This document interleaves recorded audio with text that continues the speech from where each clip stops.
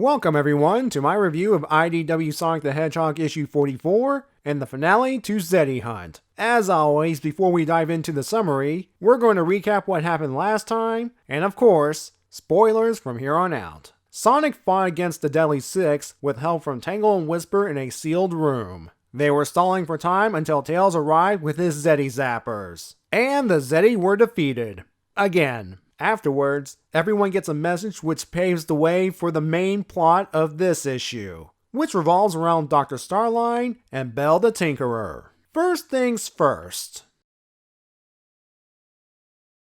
Outside Restoration HQ, Sonic corrals the powerless Zeti, while Tails brings in the Zeti launcher. He explains the launcher will take them back to the Lost Hex, and once there, it will self-destruct and the Zeti zappers will shut down. That way, they won't use the technology to return. Zavok's not amused by this act of mercy. He threatens to repay it tenfold with violence and misery. This triggers a bit of PTSD for Sonic, how his decision to let Mr. Tinker live in Windmill Village caused major headaches later on, and being called out for it. Still, Sonic won't back down on his mercy principles. If and when the Zeti return and cause more violence, he will stop them once again. Zavok, for his part, respects this answer. The Zeti board the rocket and blast off towards the Lost Hex. With that resolved, they can focus their efforts on fighting Belle. The Chaotix haven't checked in according to Jewel. They're either busy or something has happened to them.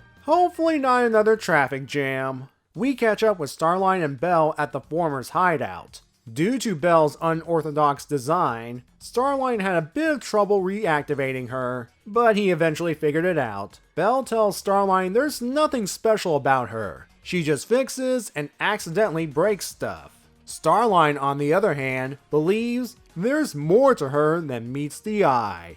Yeah, let's remind people of another license IDW has. To further drive this point home, there's a certain something on the shelf behind them. So Starline going to jam it into Belle and she becomes like Tinkerus Prime or something? Thankfully no. Even though they have falling out, Starline still regards Eggman's work in high esteem and wouldn't dare harm such a unique creation like Belle. She denies being built by Eggman, which Starline concedes to a point.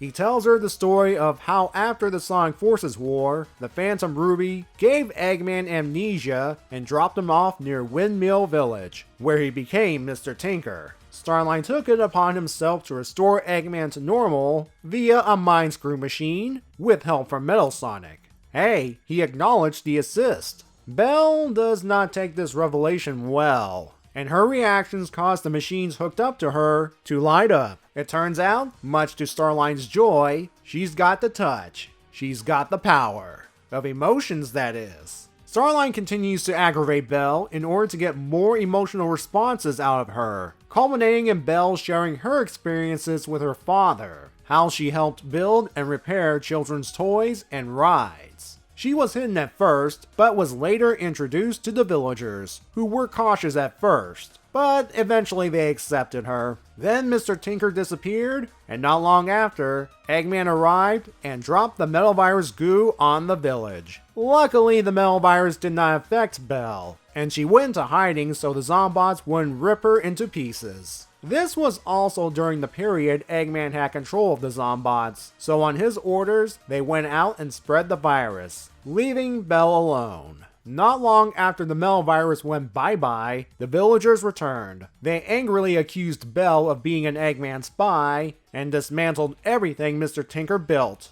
Belle left the village to go looking for Eggman, and was hoping she could convince him to become Mr. Tinker again. That's when she ran into Sonic and Tails at the abandoned base, and we know the rest. Starline is pleased with all the emotional data he's collected. He hopes to apply all of this to them, and to begin field testing ASAP. He's so giddy, he doesn't notice someone starting to free Belle. The Chaotix have finally arrived, and when Belle accidentally reveals SBO's presence, Vector and Charmy bust in. Starline applauds the trio for finding him quickly. Then he reveals it's just a makeshift hideout, not his actual headquarters. He also reveals that all data has been uploaded to his personal cloud server before he destroys the computer and makes a clean getaway, leaving the Chaotix to comfort a heartbroken Belle.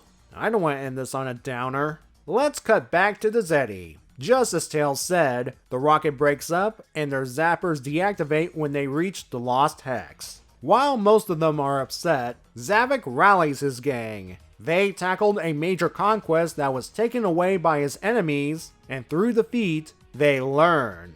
The Lost Hex will not contain them forever, and one day, they will return. Maybe.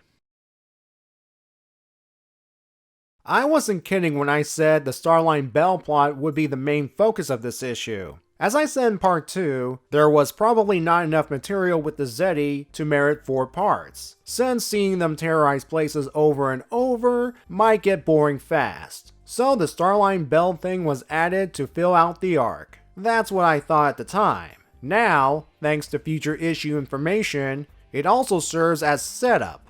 Starline's goal was to get emotional data off Belle, so he can incorporate it into his creations. The green tube occupants. I guess to make them as realistic as possible. I'll go ahead and reveal who they are, since solicitations and covers came out featuring the two.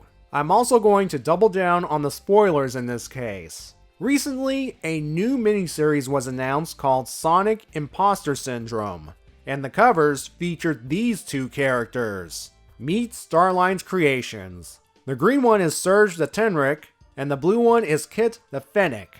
I won't say anything more on these two. I have to save material for future reviews after all. I will say, based on this cover, Starline made good use of the emotional data he got from Belle. And he got away scot-free again. Starline's been on a roll ever since splitting off from Eggman, getting a new base, gathered data from one of his creations, and even when Starline got caught in his own avalanche at White Park, he still came away with something. And he's going to get even more dangerous in the days to come. Poor Belle.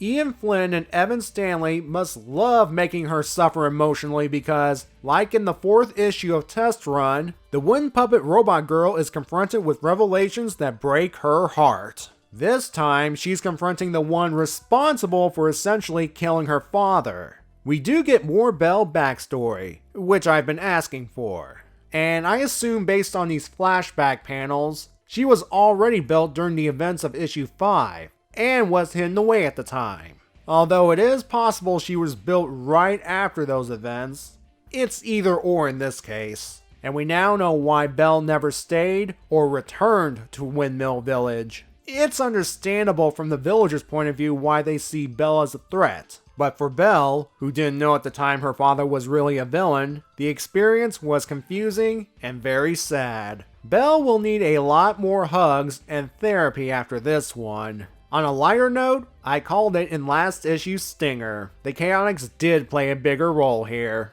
Sure, they failed to stop Starline, but they did save Belle. That's important for now. Oh, and by the way, the vehicle they used in the last issue was Vector's car from Team Sonic Racing. Thanks to Dylan Linabari for pointing this out.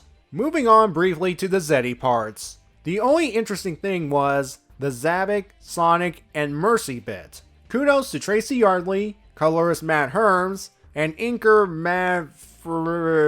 Matt F. for recreating the panels of Sonic facing the reality of letting Mr. Tinker off the hook, and making sure the Zeti zappers are right where Sonic and Tails pinned them last time. Back to the Mercy bit. Sonic says he will not give up this principle. I think this is a slight nod at those, both in and out of universe, who are not fans of Sonic's decisions. Like Zavok, I respect that. Sonic has his own code, and he won't violate it, no matter how much people call him out on cutting defeated villains some slack. Plus, Sonic being reminded of Mr. Tinker kinda connects these two plots together, albeit briefly.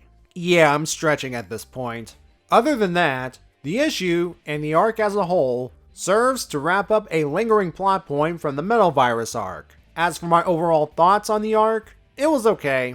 I've already explained why throughout my reviews, but to sum up, We have to deal with the Zeti on Sonic's world while setting things up for the future. As I said earlier, I do appreciate the Belle backstory. However, it probably could have been its own arc. For those of you who are not fans of the Deadly Six, I don't blame you if you skip this one.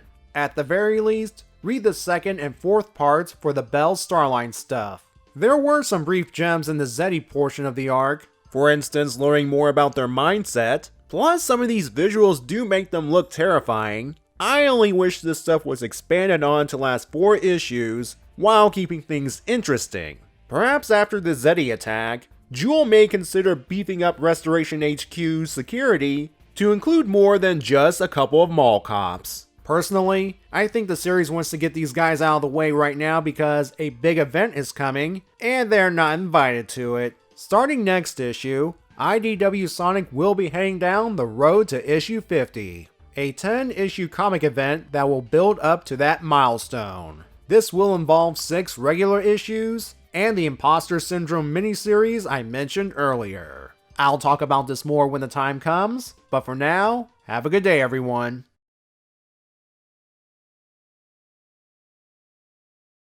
You know, if Belle was a Transformer, would she either be a bat or a wagon?